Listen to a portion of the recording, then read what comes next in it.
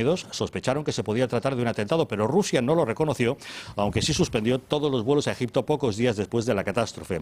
Según ha informado la agencia Reuters, las autoridades egipcias tienen detenidos a 2 empleados del aeropuerto bajo la sospecha de que habrían ayudado a quienes colocaron la bomba en el interior del avión, aunque el Ministerio del Interior egipcio ha desmentido esta información.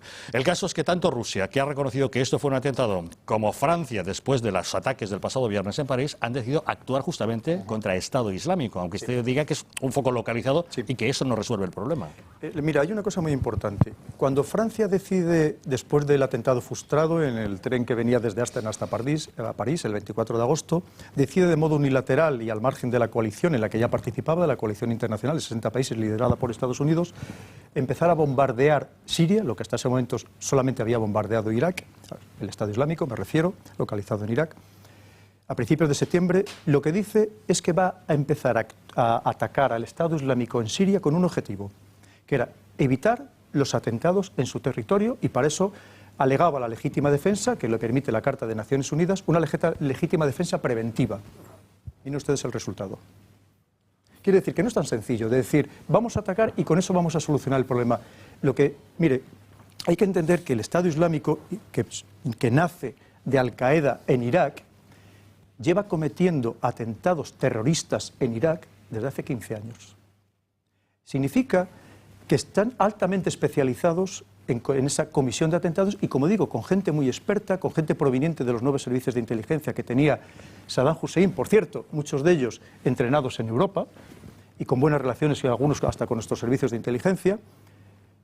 Quiere decir que es gente muy bien preparada, que sabe muy bien lo que hace y que, por supuesto, a medida que se sientan más presionados, lo que van a aumentar es el número de atentados allí donde puedan, precisamente para que se les deje de presionar. Eso es lo primero.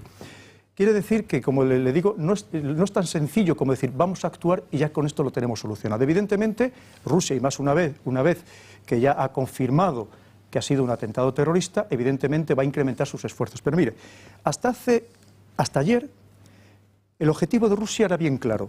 Yo bombardeo Siria para apoyar el régimen de Al-Assad y bombardearé y atacaré a todo aquel que se oponga a la permanencia del régimen de Al-Assad. Pero Francia ha dicho lo contrario. Todavía hasta el viernes estuvo diciendo no bajo ningún concepto al régimen de Al-Assad. Ahora la duda es, muy bien, vamos a acabar con el Estado Islámico. Y como les digo, en Siria es relativamente más fácil, comparado con Irak, acabar con el Estado Islámico. ¿Y luego qué? ¿A quién vamos a dejar? Porque, fíjese, otra lección que tenemos que sacar de esto, si me lo permite, es que en el mundo actual nunca sabemos quién es el amigo y quién es el enemigo, porque las alianzas cambian de la noche a la mañana. Lo que no pasaba durante la Guerra Fría, hoy en día, y lo estamos viendo incluso en el propio Oriente Medio, donde parece ser que ahora comentan que Israel se está incluso aliando con Arabia Saudí para enfrentarse, sobre todo en el futuro, a Irán. Las alianzas cambian, como le digo, es que recordemos lo que estaba pasando en Ucrania, que Francia se había enfrentado frontalmente con Rusia y Rusia todavía mucho más con Francia, una vez que Francia se había negado a venderle los 2 aeronaves Mistral, cuyo contrato estaba firmado y que Francia le ha tenido que devolver el dinero además, que por cierto se los va a vender a Egipto.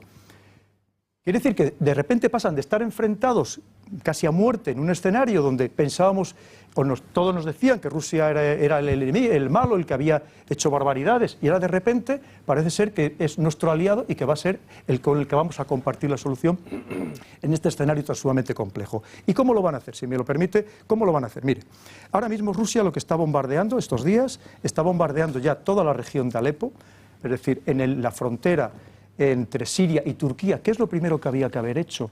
Esa pequeña zona de 250-300 kilómetros, haberla sellado para que dejaran de entrar suministros, armas y combatientes al Estado Islámico, lo primero que había que haber hecho. Ahora ya lo está haciendo Rusia y expulsando de esa zona al Estado Islámico.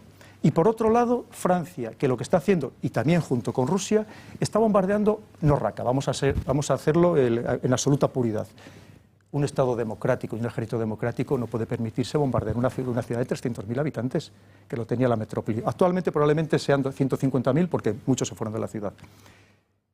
Evidentemente lo que está bombardeando son la periferia de Raqqa, que es donde estaban asentados los depósitos de armas, los centros de mando, centros de entrenamiento y las defensas de la ciudad. Es lo que están haciendo. ¿Para qué? Y se preguntan ustedes, ¿y para qué todas estas acciones? Si no hay fuerzas terrestres, porque las fuerzas terrestres van a ser los kurdos. Y la nueva fuerza que se ha creado recientemente, a la que llaman pomposamente el SDF, las fuerzas democráticas sirias, compuestas por kurdos, cristianos, rebeldes de todo tipo, que han conformado ahí una amalgama, que van a ser las fuerzas de choque, la infantería, a la que sirva estos ataques aéreos para ocupar la ciudad de Raqqa. Y ahí, porque Francia no se va a complicar, evidentemente, para que pueda llegar a haber bajas civiles, pero este SDF sí que va a luchar de modo muy activo en Raqqa para expulsar de allí al Estado Islámico y muy probablemente y muy lamentablemente pueda haber víctimas civiles. Ese es un poco lo que va a haber en los próximos días. Eso es cómo se está actuando. De entrada está siendo muy prudente, a pesar de que esto se está publicitando de una manera que parece que están bombardeando la gran capital, que lo es, porque además Raqqa tiene un significado enorme. Primero porque en el año 657, allí se produjo la batalla de Sifín, que fue la batalla en la que se produjo el cisma entre los sunís y los chiitas. Tiene su significado. Pero además es la capital o de la ciudad que permite el control del Éufrates, y además no solamente del Éufrates, sino tiene muy próximo a él el lago Asad. Y estamos hablando del agua, en una zona que carece de ella. Quien controla todo ese... El Éufrates está controlando gran parte de la población y la población tiene que estar subordinado a ellos. Y además tiene las principales tierras cultivables de Siria y, por si fuera poco, en las proximidades tiene una refinería que recientemente había construido China. Con lo cual vemos que, no por casualidad, una vez más, no por casualidad fue elegido para capital del Estado Islámico. Como vuelvo a decir, todas las decisiones que se han adoptado por parte de los dirigentes del Estado Islámico han sido desde el punto de